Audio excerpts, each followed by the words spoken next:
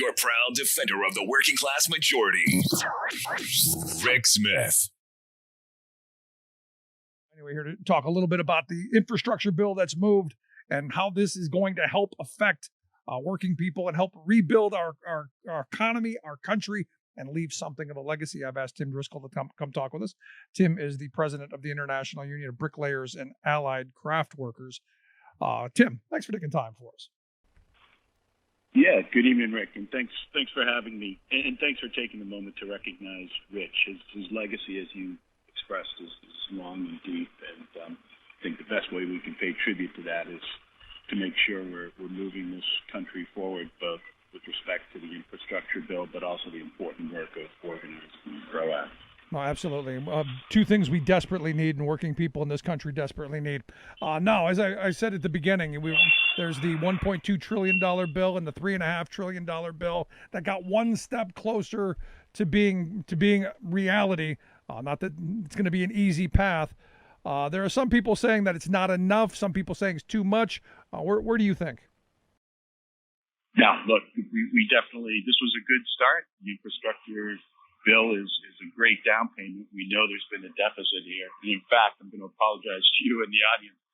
I'm calling you from O'Hare Airport. My flight was delayed getting in, and so I tried to pick the quietest spot. But if you had to do something looking around all the infrastructure needs here, it's pretty clear. No. So to your question, yes, the infrastructure bill, great start. Roads, bridges, water, broadband, ports, all vitally important stuff.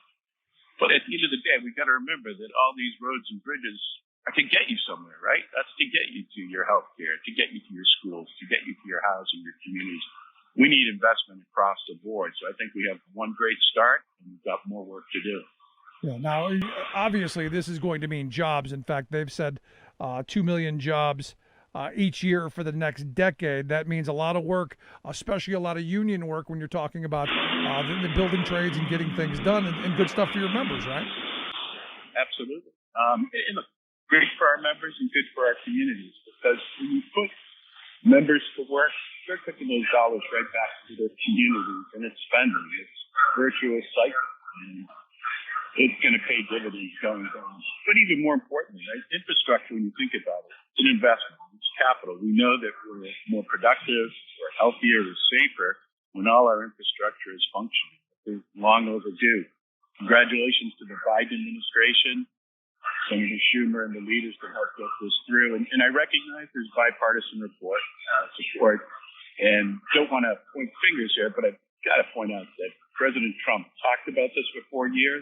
Mitch McConnell had been majority leader for 6 years prior. Nothing moved. It's no coincidence that we've got what we've got now because we've got President Biden and some great leaders that are making sure we're moving this forward.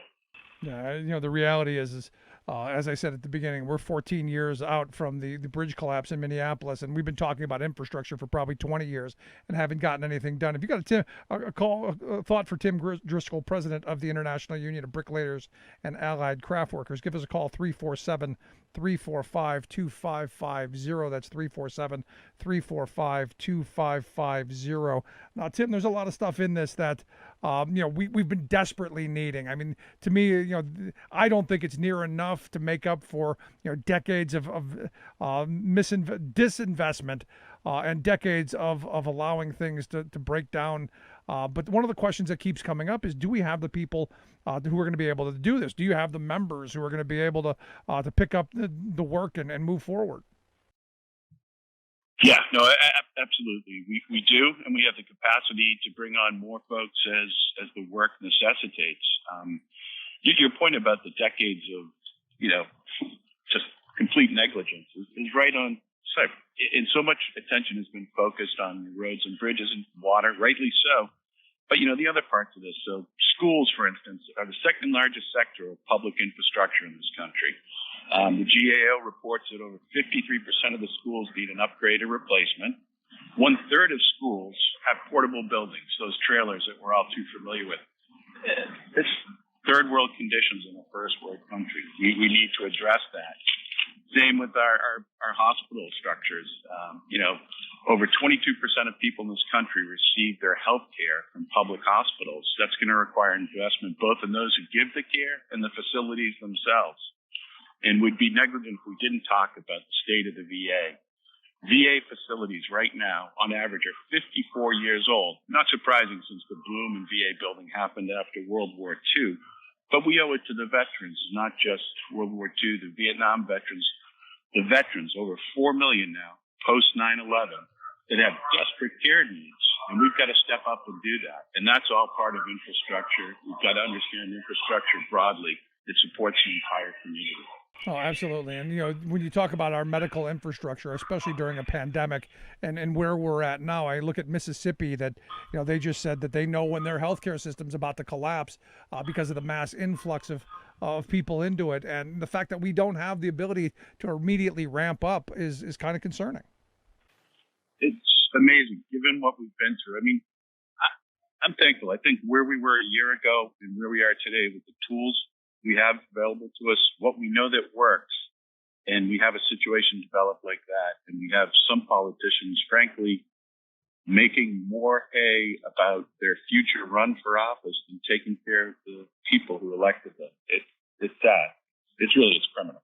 Yeah, no, I'm looking at this legislation, and I'll be honest, I was thrilled at the fact that they were able to keep the prevailing wage in the $1.2 trillion bipartisan plan, except for the broadband, which I'm really ticked off about.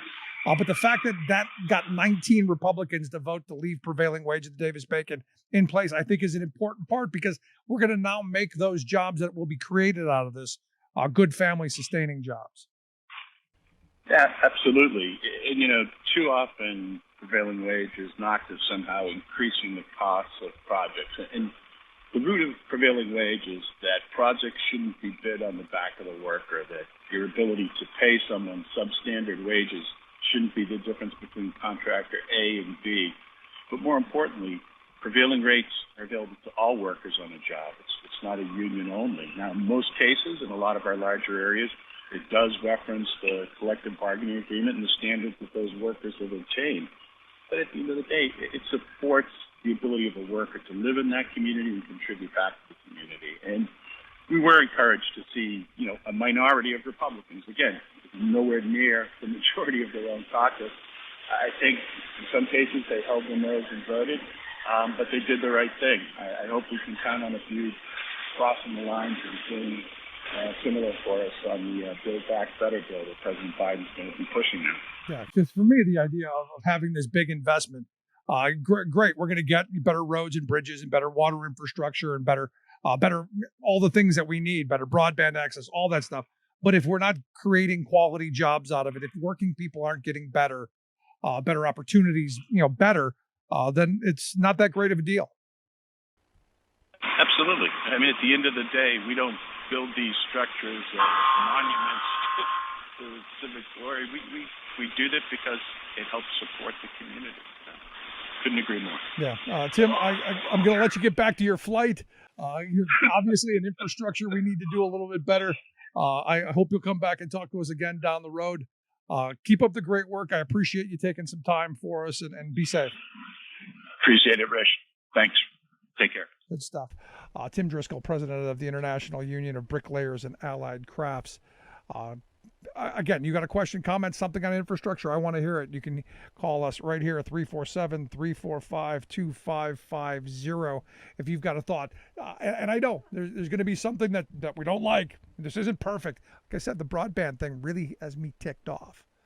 The fact that the lobbyists were able to carve that out as a huge sweetener for the tech industry, I got a problem with that. But it doesn't mean we don't get it done. It means we fight to reclaim some of that. Again, I'd love to hear your thoughts. You can give us a call, 347-345-2550. Email me, rick@thericksmithshow.com. Make sure during the week, make sure you check out our regular weekday programs, 9 to 11 p.m. every weekday on Progressive Voices Network, also thericksmithshow.com. You can follow us on Twitter, all of that stuff, at Rick Smith Show. Quick break, right back. I'm Rick Smith, and this is Labor History in 2. On this day in labor history, the year was 1936. That was the day that President Franklin Delano Roosevelt signed the Social Security Act into law. The act was a key piece of the president's New Deal, a series of federal programs responding to the ravages of the Great Depression. Social Security would provide an income for retirees and the disabled to ensure that they did not slide into complete destitution. On signing the bill, President Roosevelt, known for delivering memorable speeches, addressed the press. He said, quote, "Today, the hope of many years standing in large part fulfilled. The civilization of the past 100 years, with its startling industrial changes, has tended more and more to make life insecure. Young people have come to wonder what will their lot when they come to old age. The man with a job has wondered how long that job will last. This Social Security measure gives at least some protection to 50 million of our citizens who will reap direct benefits through unemployment compensation, through old age pensions, and through increased services for the protection of children and the prevention of ill health." He went on to say, quote, "The law will flatten out the peaks and valleys of deflation and inflation. It is, in short, a law that will care of human needs and at the same time provide the United States an economic structure of vastly greater soundness." Over the past few decades, politicians have increasingly sounded the alarm that Social Security will not remain viable as the large baby boomer generation retires and draws benefits. Yet despite those who seek to attack Social Security, it remains a bedrock of the social safety net for millions of Americans. For more information, go to laborhistoryin2.com, like us on Facebook, follow us on Twitter @laborhistoryin2.